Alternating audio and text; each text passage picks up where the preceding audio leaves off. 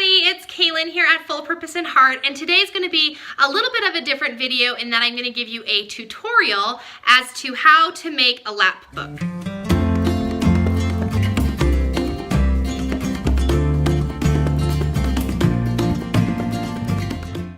Alright, so before I start, I just want to give a little plug for lap books. I was introduced to lap books, 3 years ago when I started homeschooling my first child as a preschooler. And it was kind of this novelty to me of creating something that you can put a bunch of different learning skills into and then saving that as a memory. And I liked it because it created something that wasn't a lot of loose leaf papers, and it was just a full product that you can have.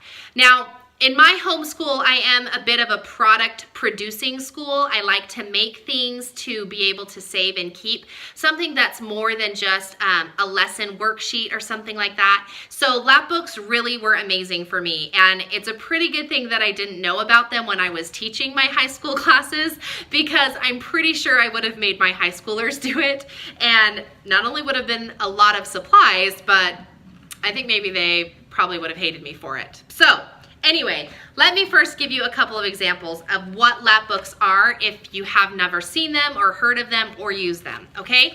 So a lap book is something that you make out of a file folder, and it opens up and it holds a bunch of different activities, or mini books, I guess you call them, that cover different topics and subjects. So this particular lap book is one that I made for, it's the story called The Lions in the Barn, and it's a book that's being redistributed by The Good and the Beautiful. It was out of print for a really long time, and now The Good and the Beautiful is redistributing it. I read it with my first grader, and then we made this lap book together to kind of, I don't know, reading comprehension, I guess you could say. So anyway, you can see here that I have different questions and characters and vocabulary words, and these are just, each of the chapters has a different mini book. You can do it for things other than literature. This is one that I made on the topic of farms. Foods, we were learning about farm foods and how foods come from farms. And then we went through like magazine clippings and identified where each of the foods are grown before they come to our grocery stores. So anyway, just another like simple idea, and now it's not just like a loose leaf piece of paper. It's kind of fun. We've done these for holidays. I've done them for history. This one we were learning about the Inuits, and so it was from the story the very first time, but overall we were just talking about the tundra and the Inuits and how people live there. So anyway, you can use them for everything, and I super duper love them. Now, there's a couple of ways that you can make it, and I'm gonna show you, I'll show you all of them, the ways that you can make them. They're very, very simple, but one way that you can make it, so this is one that we're doing right now for the story of The Adventures of Huckleberry Finn, but you can see here that there's a third flap, and the purpose of that is if you have more books, more mini books that you want to put in than fit just on the open flap. So this gives you an additional 2 pages because you'll have the front here and the back. And you can even put additional ones of these flaps in here and make it 6 pages or 8 pages, or that'd be really excessive, but you know, to each their own, right? So anyway, that's one way. And then another addition that you can put in is a pocket in the back. So here I've added a little pocket where you can put full 8.5 by 11 sheets of paper, or any size for that matter, that will continue on that topic. So for this particular one, I was putting more reading skills, timelines, story timelines. What was this one? Oh, a book report. So these are just things that you can complete and then add into your lap book so that all of your unit is all together. And then this will fit into your storage for your school year, and you'll be able to keep it for the whole year. So I love it. Let me show you how we make them. Okay, so I'm going to try and show you how you create a lap book here. The supplies that you're going to need is you're going to need the cover to your lap book, whatever you want to put in the front, 2 file folders. You need at least one You can have 2 if you want to make them super fancy.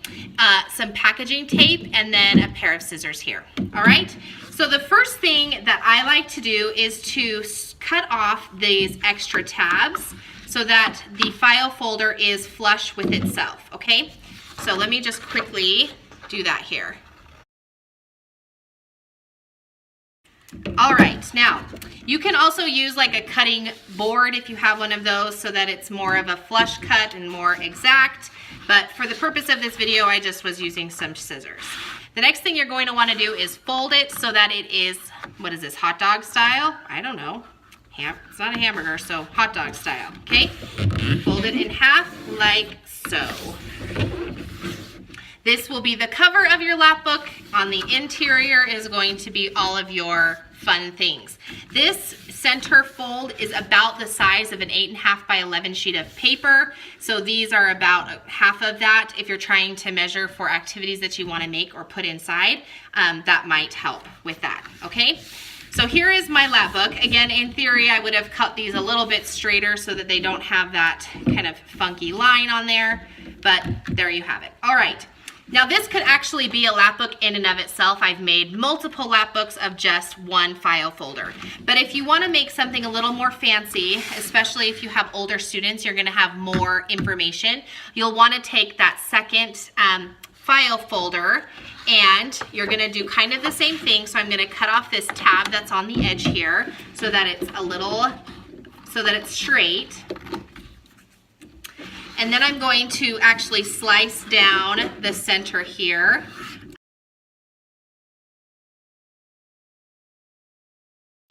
All right, and I'm going to cut this so that it's straight as well. All right, so if you would like to make your center flap, all you have to do is you put the new file folder down in the middle. Get a nice piece of packing tape, and then you're just going to tape it down.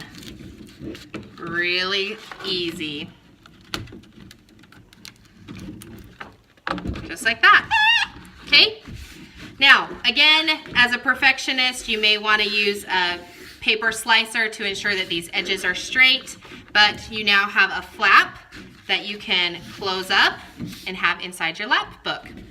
The last little bit is if you would like to put a pocket on the back, you will use the last little piece of that file folder that you had.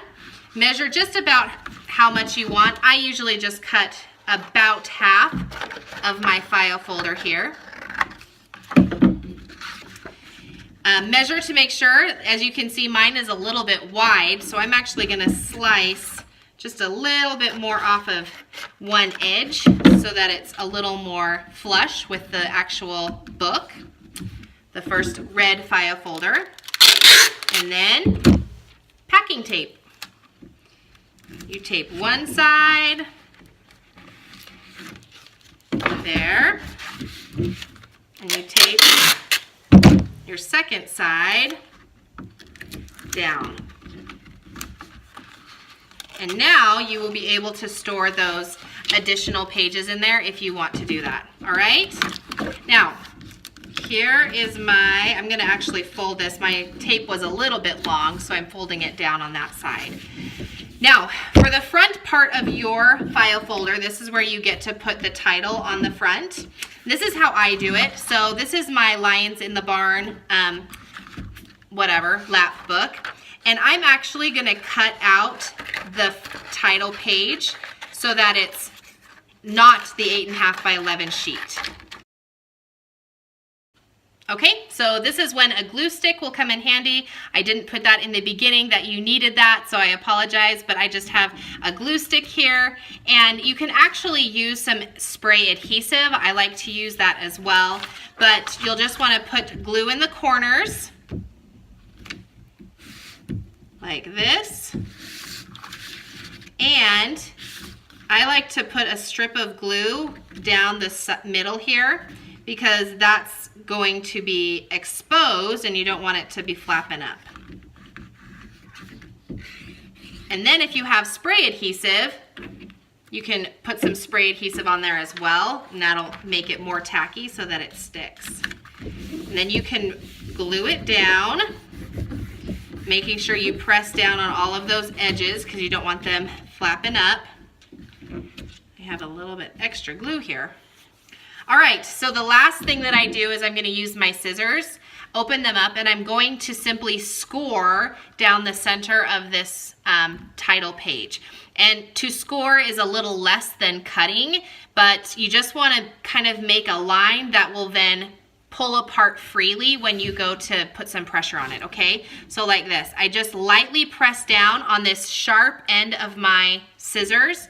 I lightly press down and go in a straight line. And you probably can't see that, but you can tell that it's lightly scored so that when I apply a little bit of pressure, it'll just come right apart. And then it's a perfect seam, so then you can have your student color the page and get started, and then when they open it up, they'll have all of their mini books that they're going to put inside their lap book. Okay, so there you go. And as I have said many times, I really do love lap books, and I probably love them more than I should. They do take a little bit of time to make, but it's fantastic if you're doing a unit because over the course of multiple days, you can study different parts of that unit, or you can make each part of the unit a different subject. So maybe you're doing a little bit of math in one particular spot of it, or you're doing some reading, or you're learning about history of the area, that sort of stuff. So it's great for unit studies. It's fantastic for literature studies. It's really cool for science studies. I just really like lap books, and you get a fun little product that you can keep for the rest of your life if you want to.